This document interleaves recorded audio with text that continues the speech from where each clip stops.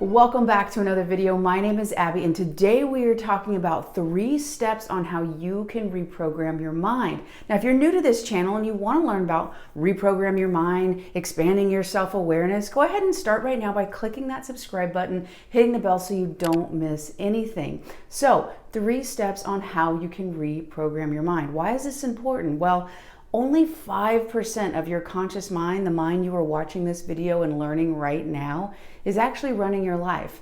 That means that 95% of your life, especially after the age of 35, is run by subconscious mind. All the subconscious programs that you have brought in and stored in your mind, that is what your life is being run on. I was under the impression that, well, once you learn it with your conscious mind, since it's the subconscious, it's going to soak down in there and you will be able to influence your mind that way simply by learning, simply by having it in your conscious mind, your subconscious would learn. The conscious and the subconscious are 2 separate brains, so we have to understand how they work in order for us to influence them. So first, your conscious mind, which you're watching this video with right now, is all about knowledge. It's the creative part. It is able to see something, understand, and then take that new knowledge, form some new neurological pathways. So with the conscious mind, as you learn, you're actually going to expand and increase your awareness, which is very crucial to your ultimate growth. And the conscious mind is actually the seed of your identity. The subconscious brain is a habit brain. It likes to take over things you've done so many times, you've repeated them over and over and over.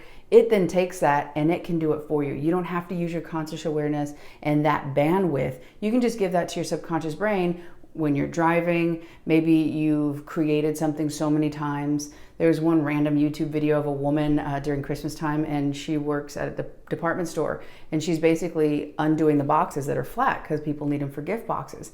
She's going so fast because her body knows exactly what to do. It looks like she's in hyperspeed, and you can tell she's not because you see like somebody walk by at a very normal rate, but her hands are like on a different frequency, a different realm. So that is one way that the subconscious is like, I got this. You tell it the program, it's gonna play it. It'll play it better than you can actually consciously think about it, because the subconscious is a different brain. It is a habit brain. It also thinks in pictures. It's a very powerful grasp that the subconscious has on you, because what it is ultimately is a cybernetic mechanism. And that is a very fancy word for saying self-image, the way you see yourself. So all of us, every person on the planet, has a cybernetic mechanism. You will always be in alignment with that very deep embedded cybernetic mechanism. A great example would be a thermostat. Thermostats are set, and if it gets too high, a mechanism kicks on so that it lowers back down. If it gets too low, the same thing's going to happen because it wants to stay in those parameters. Those parameters of who you think you are right now aren't true, but they're true to you, meaning that there was a thought that you thought over and over and over again. Potentially, somebody told you this thought, this idea, so much so that you started perpetuating it in your mind, and then it became a belief. So the 3 steps that you can do to reprogram this and to take advantage of this system is, the first thing is going to come with brain waves and taking advantage of 2 specific times of the day in which is really going to benefit you. So one way that the subconscious brain works is through the theta brainwave. Essentially, that's a hypnotic state. That is the way that you can actively communicate with it. The conscious brain right now, you watching this and me talking to you, we're in beta brainwave. We're active, we're using our mind, it's a thinking brain. Now a little bit lower frequency than that is going to be called alpha. Alpha is like if you're watching TV, maybe you're getting a massage, something more relaxing where your brain is a little more calm. Now, the frequency lower than that is going to be theta brainwave. It's a little bit lower frequency. Now, the reason that this is right before you go to sleep and right as you're waking. As you're going to sleep, you know that kind of groggy, you're kind of awake, you're kind of asleep, especially when you're waking up, right? You're like, I'm awake, I'm aware of that, but also I'm still kind of sleeping. That is theta. It's where the dream world and reality are mixing together. The reason that this is important is because when you're in the last trimester of your biological mom, all the way to 7 years old, majority of that time of your life and my life, everyone's life on this planet, was theta brainwave. So think about it. if you had an authority figure who told you that you weren't smart, that you couldn't do it, that made you doubt your ability to solve problems. If you had somebody in your class who was a bully, maybe a little bit older, and they told you things about yourself, those were just going straight into your program, straight into your belief system. And unless you've gone back and really investigated that, again, remember what I said earlier, 95% of your life is ruled by your subconscious mind.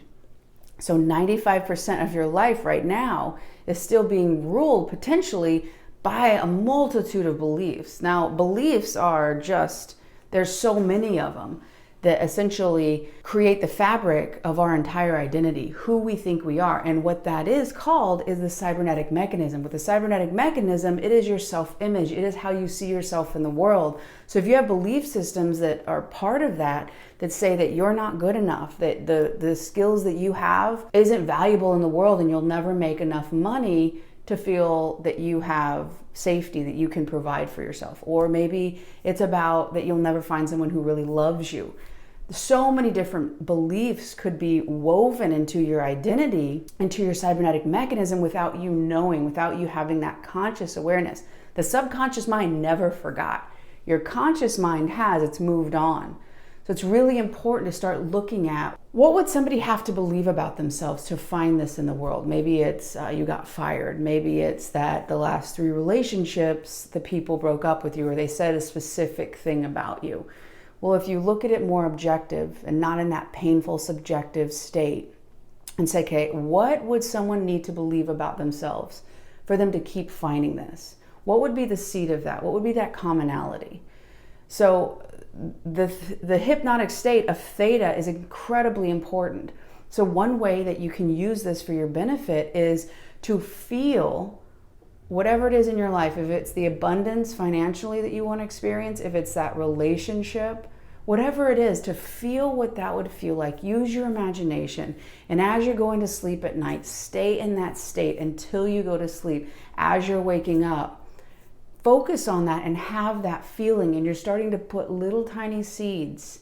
Just as you didn't get to where you were from 0 to 7, and it wasn't one seed, it was probably thousands, if not hundreds of thousands, millions. All of those different seeds. Slowly you'll start to feel a shift. As you're planting these seeds, you'll stop feeding those old ideas and beliefs, and this new cybernetic mechanism you will start to take over. So the second thing you can do, and the second way that the subconscious learns, is through habit. It is a habit mind. It loves pictures as well. It doesn't think in words, which is your conscious brain. It thinks more in feelings and pictures. What your mind wants to do, according to Bruce Lipton, is it wants to create coherence between your brain and what you're thinking and your outside world.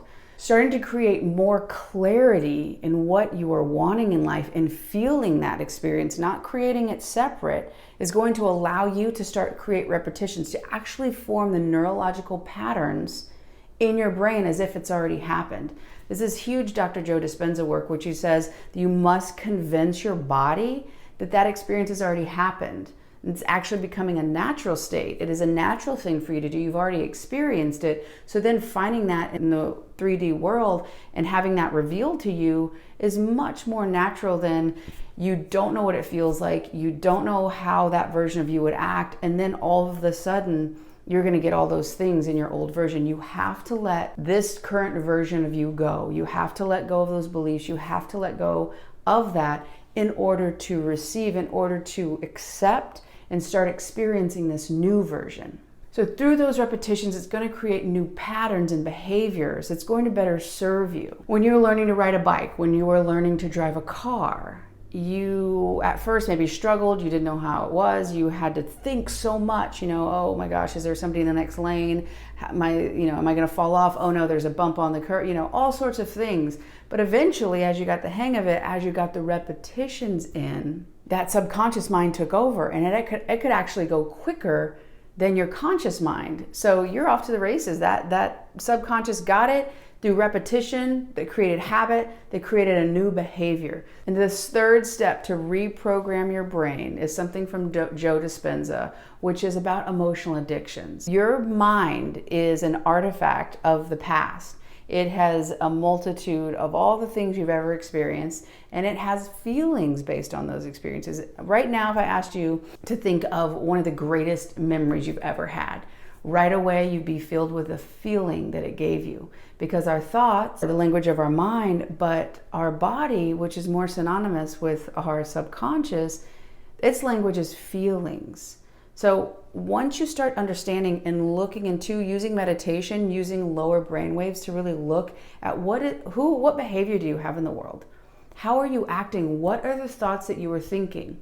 Because what happens is we have so many thoughts, 60 to 80,000 thoughts a day. Well, we have patterns. Most likely we're thinking about things we thought yesterday, and that makes today like yesterday, and meaning that tomorrow most likely is going to be a repeated habits and behavior as today. So really we know what your future is going to look like because we know what your past is. So until you start becoming aware of the thoughts that you were addicted to, maybe it's some of my personal ones are the stress of I won't have enough money, right? Or will I be able to figure out my future problems? Well, I am addicted to feeling the stress about something that hasn't even happened yet. But I'm addicted to feeling it because I thought it so many times, and every time I thought it, it's released a chemical in my body. And my body becomes addicted to getting that chemical. The concoction recipe is to think the thought of stress about money, and then I have that thought, and then my body's producing that chemical. And then those receptors are getting their hit. You know, you think about drug addicts. This is a similar pattern that we are addicted to our thoughts. Those thoughts are creating very, very disempowering feelings, and these feelings are not serving us, and they're not at all helping us to get to the version of us that we want. So really start to look at what thoughts you're thinking the majority of the day. If you think about that version of you that you want to be, think from that to now. What are you thinking? Who are you? What behaviors, what patterns, what habits are you having in the world? And you start embodying that now. You start giving up those addictions. You start realizing, you start thinking, I'm thinking those thoughts and those releasing the chemicals. Okay, even though it gives me a burst of energy, it is a hit of poison, and it is not serving me towards where I want to go. So again, to review, the first step is use the hypnotic states, which are right before sleep and right as you're waking up, theta brainwave. Start thinking and feeling who it is and what you want in your life. The second thing is repetition. Start creating habits. Start going in the world and repetition until it is sunk into your subconscious mind. And the third one is start becoming aware of the emotional addictions that you have right now and how those are ruling your life. Once you start incorporating this new framework into your life, I guarantee it will change. Because right now, you are continuing your past. The best way to know what your future is to create it. And you don't do that from what you've known. You have to step into the unknown. You have to be willing to give up where you've been to receive this new experience on where you'll go. I really hope you've enjoyed this video. If you have, please hit like. It helps spread this information to people. And if you haven't done so already, hit subscribe. It will let you know when I release my next one, and I will see you on the next one.